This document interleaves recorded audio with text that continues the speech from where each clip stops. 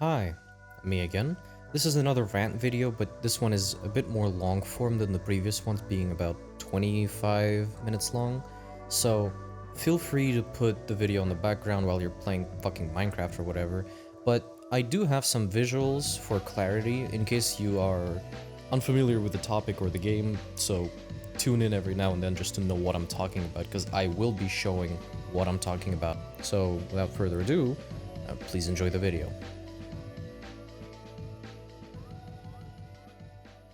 Naming conventions for guns in games are odd. They evolved over time, kind of like language did. Early 90s games used simple, descriptive names, like in Doom, shotgun, chain gun, and rocket launcher.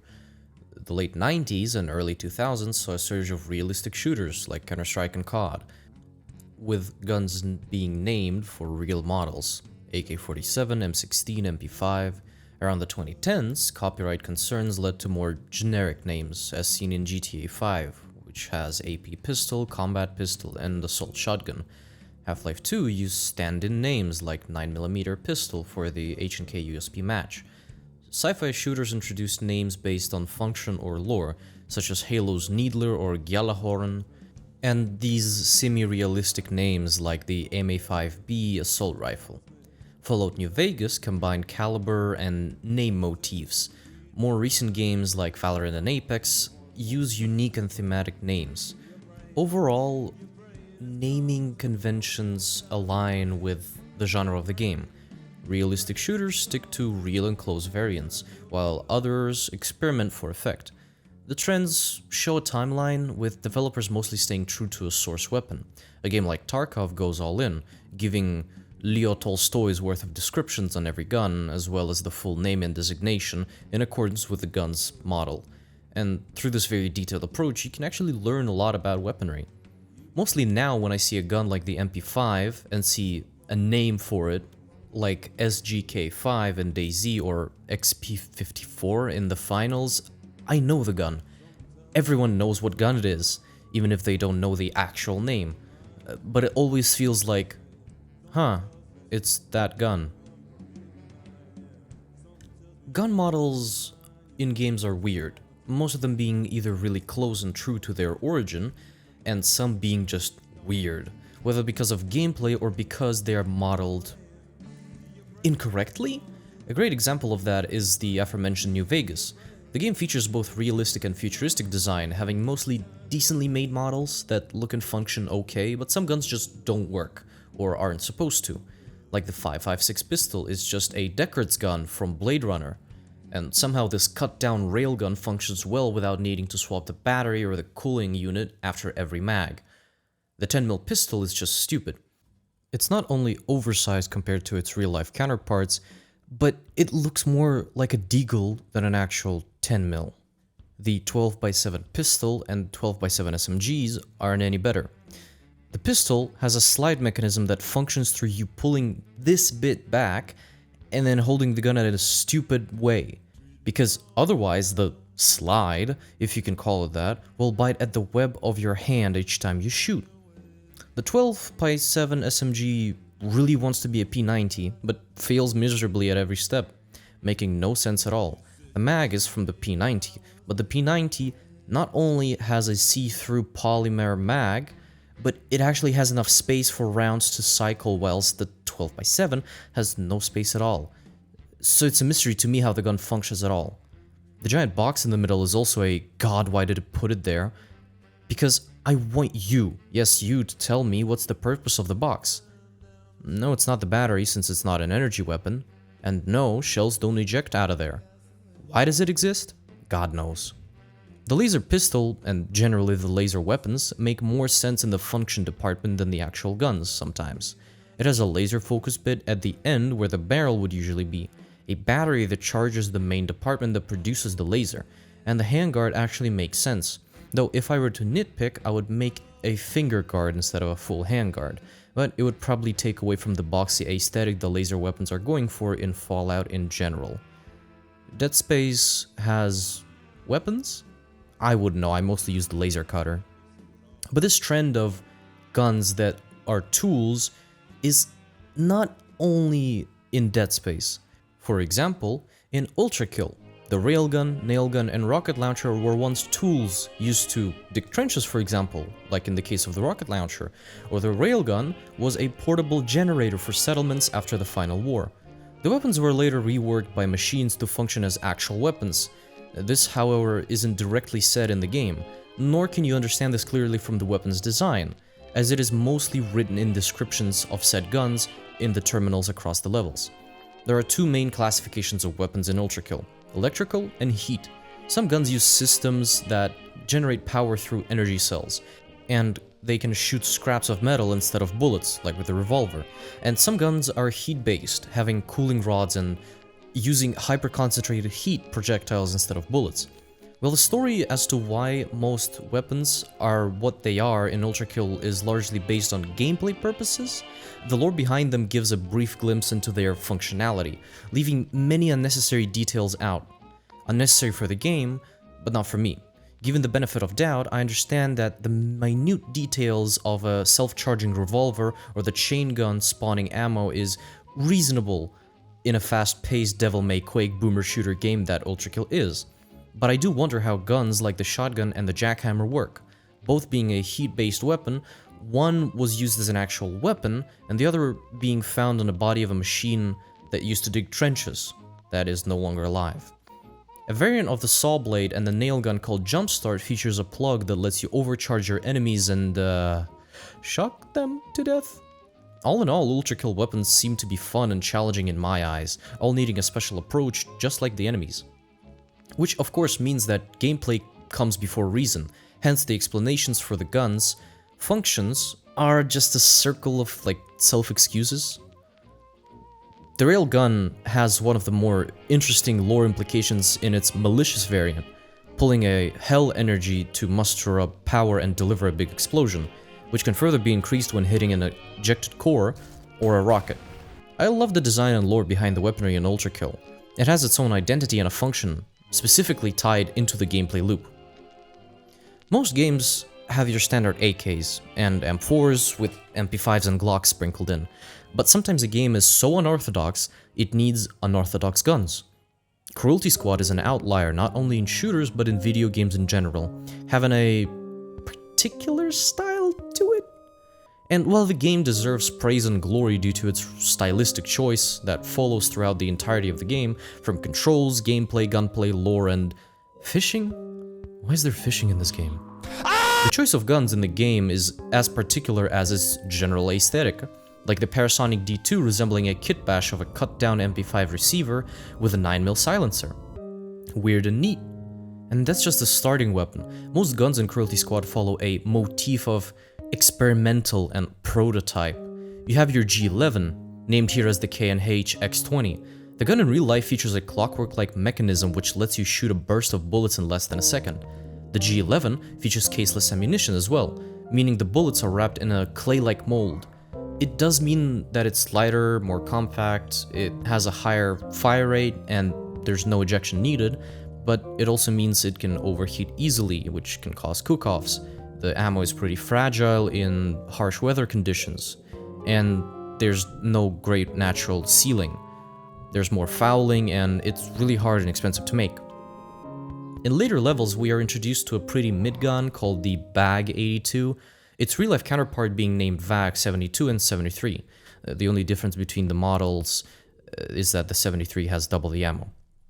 With the only working prototype sitting neatly in the Artillery Museum in Leningrad, the pistol in real life features caseless ammunition as well.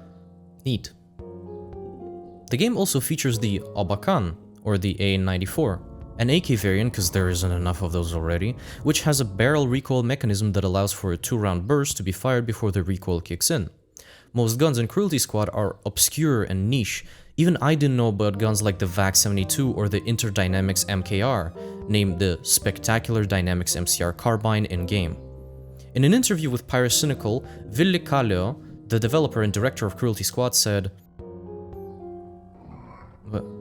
wrong quote, "I don't feel like designing so many new guns myself, and I wanted to have these weird sci-fi looking guns, so it's easier to pick something experimental Maybe there's like a team where all the failures of these experimental guns didn't matter in the Cruelty Squad universe.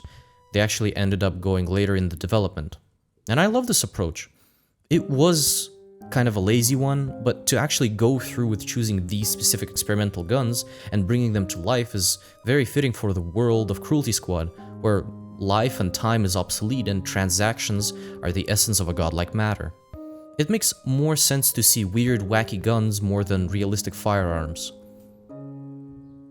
Please Ville, in Psycho Patrol R, add a dude in an alley dead with Pencore jackhammer, but it's the prototype where you have to disassemble the gun like 90% just to reload it, so he just died in a shootout while trying to reload it. Please. Pretty please. If I were to put nitpicking aside, most guns do a good job of giving a general idea of how they function. Finals does a pretty good job in the design regard, but the new crossbow and flamethrower that was in the game for some time are questionable at best. Their balance and general playstyle are up for discussion, but this video isn't about that. But since we are on the topic, I might as well compare the realistic approach of the Finals, in guns-wise, and the futuristic scrap punk-like design of Arc Raiders. The Finals do a pretty good job at modeling, and it has a pretty decent choice of guns. Like, you have your usual AKM and P90 Lewis gun, 93R, or the FAMAS featuring the Felon variant, which I particularly enjoy looking at but not playing. Also, there's the SCAR, being named FCAR because FN SCAR, FCAR.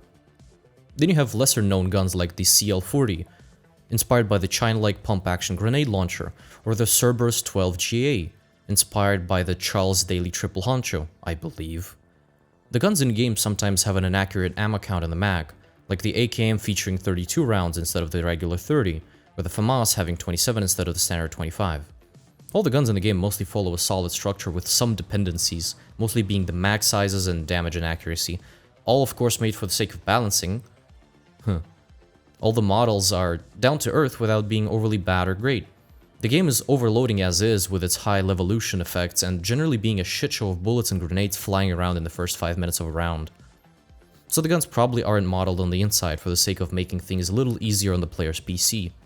Over on the Arc Raiders side of things, guns are weird and unique in a good way. Like, I can see why these guns can work. They have the necessary parts to function, but the sheer amount of kit bashing included in the weapons is confusing by a mile. Like, the Kettle has a gas tank that is used for the gun cycling another round into the chamber, but holy shit, a whole canister? But then when you reload the gun, you take off the canister, and it expels excess air. And then you put it back in? What? The Rattler resembles a Shao Shot, a World War I French LMG, but both the Shao Shot and the Rattler have a fixed magazine, and yet upgrading the weapon lets you have more ammo in the mag? Huh? The Pharaoh seems to be the most straightforward gun design-wise, having a break-action one-shot system being more akin to a Martini Henry more than anything really. But all the bits and bobs stuck onto it seem so unnecessary. I realize that it's meant to portray the scrappy aesthetic and the degraded way of living in Speranza, but holy shit, it doesn't have to be on the nose so much. It honestly feels like lately everything has to be done so obviously that it feels like every game dev takes me for an idiot. But it's all done for the same reason as to why the press WASD to walk exists. It's not because the devs think you're an idiot, it's because someone new to these type of games can exist. Or someone new to games just in general. Speaking from experience here, I let my friend play Arc Raiders, and I give him the basic rundown of standard controls, LMB to shoot, RMB to aim, mouse forward to talk and all chat, figure out the rest by yourself. And he did. Slowly, agonizingly. But looking back, he caught on to the scrappy kitbash punk style very quickly because it was on the nose. So, it's not really forced, and it's really necessary to be like that. Getting back to actual guns, each and every one in Arc Raiders that I've tried out so far have their own identity.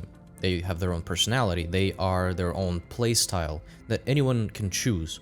All in all, guns in Arc Raiders follow through with their purpose, that being a way to protect oneself somehow in this decrepit world. Though I would love to see more like an equivalent of the Ioka from Rust that you can craft mid-raid, and it's a one-time use, or a shield breaker from Armored Core.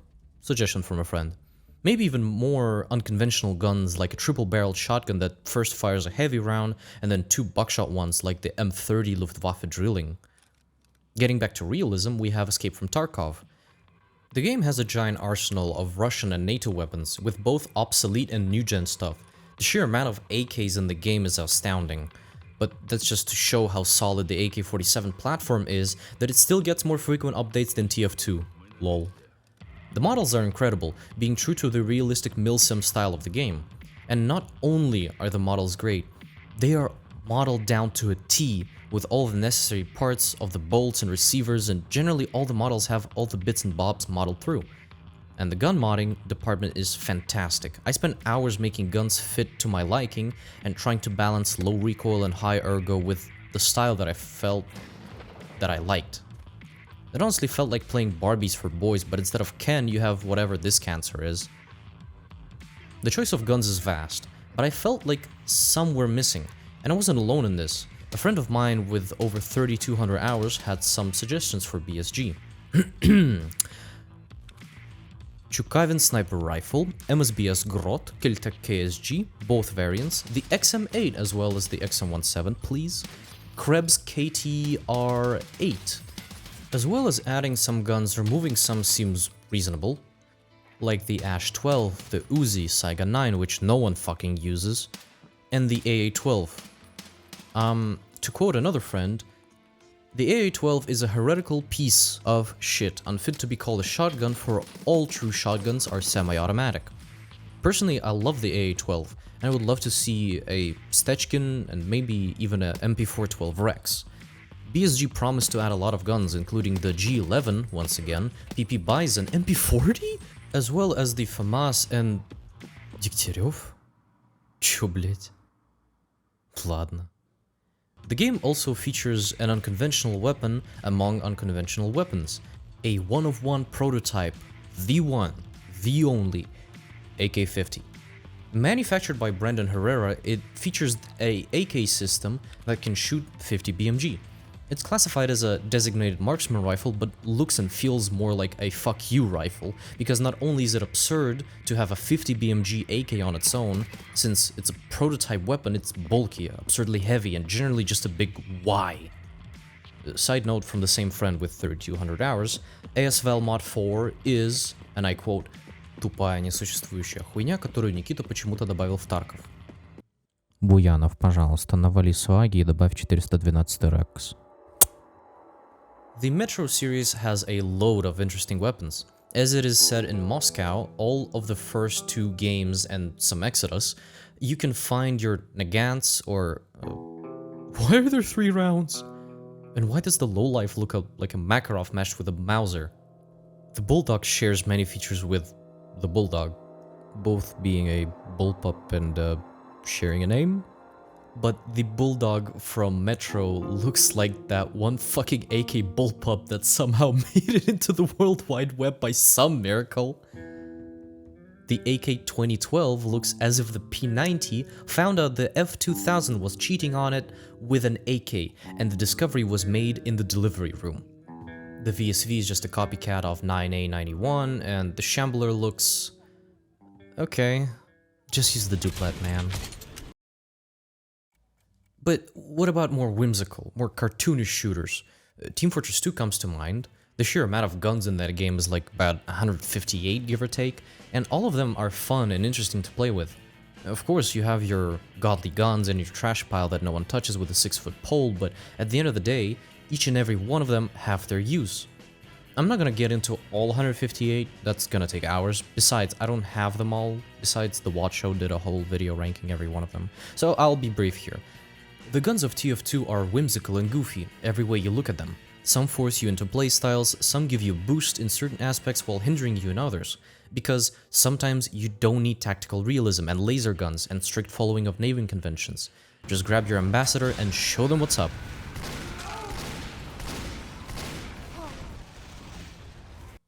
Circling back to Half-Life and the Pulse Rifle, holy shit, I want one IRL. Just look at how fucking cool it is, holy fuck. The functions of an alien weapon system are to be left disputed, and fun fact, the way that the gun functions is an animation bug. It's supposed to cycle the little shells, but instead it just uses the one they have in the chamber already. So instead of fixing the animation bug, they retconned it in Half-Life Alyx to have always been that way to be used. Genius. Some other things I wanted to say, but I didn't feel like making a separate section, include gunblades, which I think are fucking stupid, Deep Rock Galactic having a blend of semi-realism and tech stuff in the arsenal, which I find very neat. EDF 4.1 is a dumb fucking game just in general, but I love it, it's fun. Frack Punk. Red Dead 2 being just a holy grail of antique shit to pick through, which I too love. SCP Secret Laboratory drawing a fine line between existing weapons and random bullshit like the fucking police sauce that goes Warhammer being just a whole other thing I might want to talk about someday. Deathloop is doing a great twist on existing weapons, kind of like Ark did, but without junk taped to the guns, and Dead Space doing a great twist on the idea of what can be used as a gun. That's pretty much it. I didn't know what to make the video on at first, and I actually have like a script of just games and then guns and then some other stuff, but like I left the scripts, they're like unfinished, unpolished, and they pretty much say some things that have already been said. They don't really add anything new to the topic.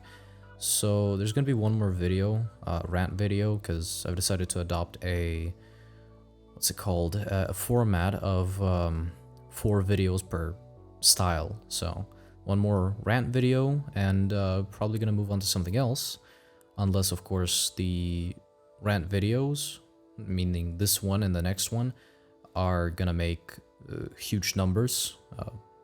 It all depends really, but yeah, that's pretty much it. Thank you for watching the video.